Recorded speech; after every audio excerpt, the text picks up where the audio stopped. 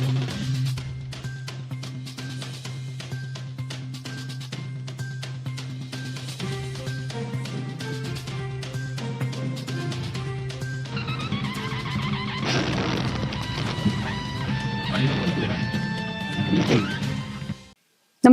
आपण पाहता हिरकणी न्यूज.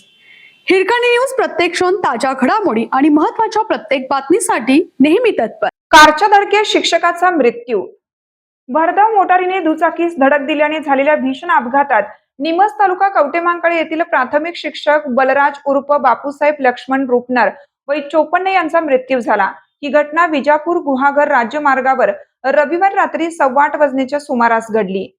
याबाबतची माहिती अशी की बलराज रुपनर हे आपल्या दुचाकीवरून बिरोबा बंद ते निमस रस्त्यावरून गावाकडे येत होते. दरम्यान निमस गावाजवळ विजापूर गुहागर राज्य मार्गावरून जतच्या दिशेने निघालेल्या भरधाव मोटारीने त्यांच्या दुचाकीला धडक दिली.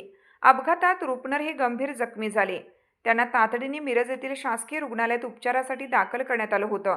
मात्र सोमवारी सकाळी उपचारादरम्यान त्यांचा मृत्यू झाला.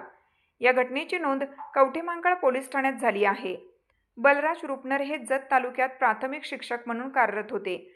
त्यांच्या आकस्मिक निधनाने निमस गावावर शोककळा पसरली आहे. त्यांच्या पश्चात पत्नी, मुलगा आणि मुलगी असा परिवार आहे.